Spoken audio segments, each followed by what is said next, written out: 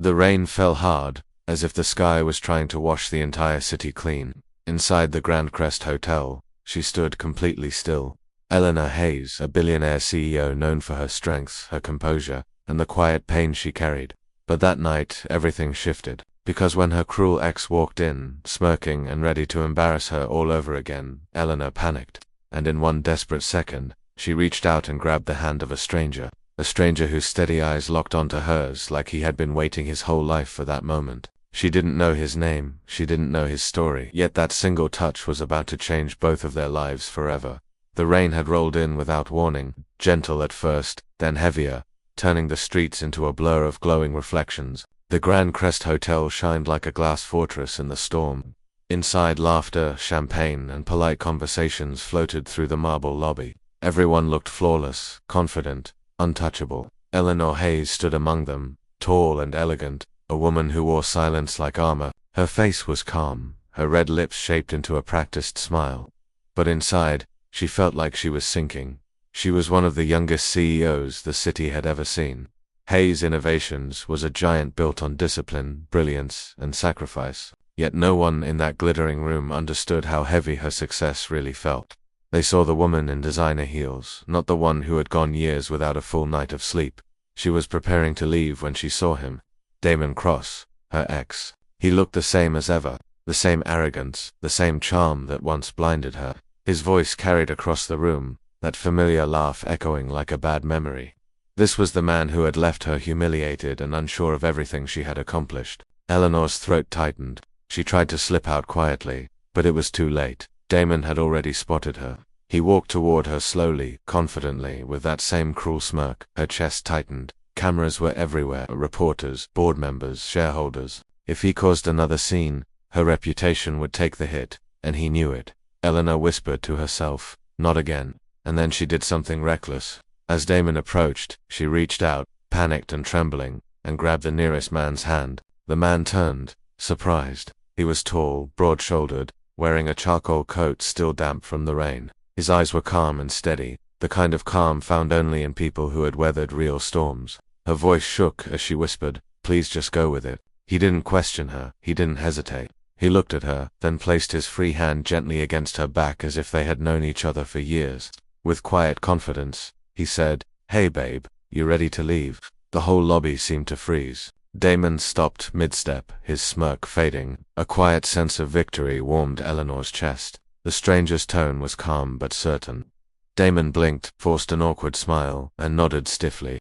Eleanor held the stranger's hand tighter. He squeezed back, steady and reassuring. They walked out through the grand doors, straight into the storm.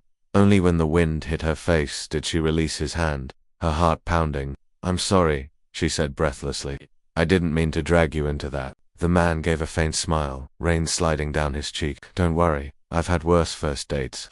She blinked in surprise, and for the first time that night, Eleanor laughed. Not the polite corporate kind, but a real laugh she hadn't heard from herself in years. He offered his hand properly this time. "Marcus." "Eleanor," she replied. "I know who you are," he said softly. But he said it differently. Not impressed, not intimidated. Just a simple truth, like her name was familiar but not defining. Her limousine hadn't arrived, and the rain kept coming down hard. Marcus offered her a ride. She hesitated. She wasn't the type to accept help from strangers, but something about his steady presence made her say yes. His truck was old but clean, with a faint scent of pine and worn leather. The wipers squeaked rhythmically as they moved through the storm. She kept glancing at him, wondering how someone could play along with a stranger's lie so effortlessly. He noticed her stare and smiled. "You're trying to figure me out. You make it sound like a puzzle." "Maybe you are one," he said, eyes on the road. She didn't answer, but her lips curved slightly. They talked about everything and nothing. About music, small towns, and why people pretend they're fine even when they're not. He told her he worked with youth centers, helping kids rebuild their lives through community programs. It wasn't glamorous work, but the way he spoke about it filled his voice with purpose. When he dropped her off at her building, she thanked him again. He gave her a crooked grin. "Next time you need a fake boyfriend, tell me ahead of time. I charge by the hour." She laughed again, and something about that moment stayed with her. 2 days later, Eleanor attended a corporate charity event her company was funding. One of those events meant to make wealthy people feel generous, Cameras flashed, speeches dragged, empty compliments floated around the room. Halfway through the evening, she froze. On stage, handing out an award, was Marcus, her Marcus, the stranger from the hotel. He was dressed modestly, sleeves rolled up, posture relaxed but strong. The kids adored him. He spoke about second chances and how leadership wasn't about power but about heart.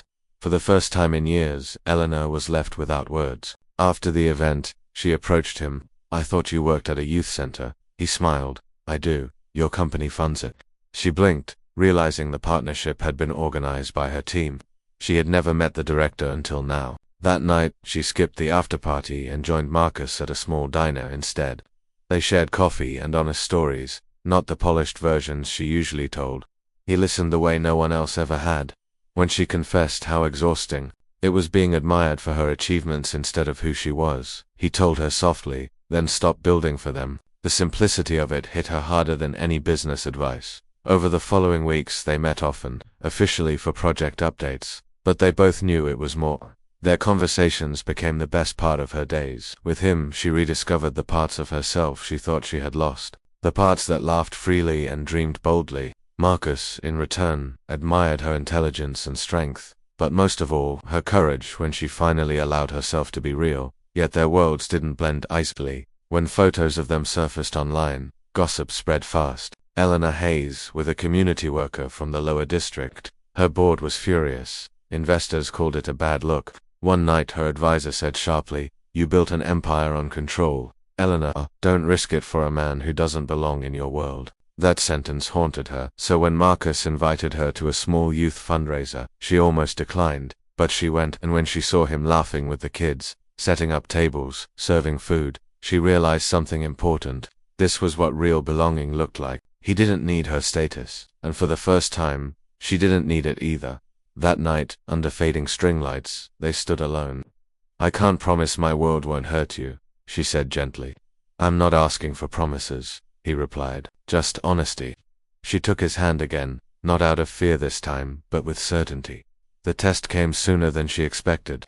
At a major press conference weeks later, she was supposed to announce a merger worth billions. Instead, she stood at the podium, pulse racing, cameras flashing, and redirected everything. She announced a new foundation co-created with Marcus Reed, dedicated to linking corporate power with real community rebuilding. The room fell silent. Investors were furious, but she didn't care. For the first time, the choice was hers. Months later, the foundation grew far beyond expectations. Marcus and Eleanor worked together, not as CEO and director, but as partners in every way. One evening, walking through the same Grand Crest hotel lobby where everything began, memories washed over them. "Do you ever think about that night?" she asked. Marcus intertwined their fingers and smiled. "Every time you take my hand." She laughed softly. "I was terrified." "I know," he said, "but sometimes fear is the only thing brave enough to pull two people together." She rested her head on his shoulder, feeling a peace she had never known. The city glowed outside the glass walls, but inside, everything was still. Eleanor had spent years running from heartbreak, from vulnerability, from anything that made her feel small. But she learned a simple truth. The bravest thing she ever did wasn't building an empire. It was reaching out for help and finding love in the place she least expected. Sometimes life doesn't give gentle signs. It throws us into moments that feel like panic, only for us to realize they were miracles in disguise. And maybe the most beautiful stories don't begin with perfect timing, but with one frightened hand reaching for another in the heart of a storm. If this story touched you, remember that love doesn't always arrive quietly. Sometimes it breaks through your fear, looks you in the eye, and reminds you that no empire is greater than the courage to feel again. Because sometimes one single touch can change everything forever.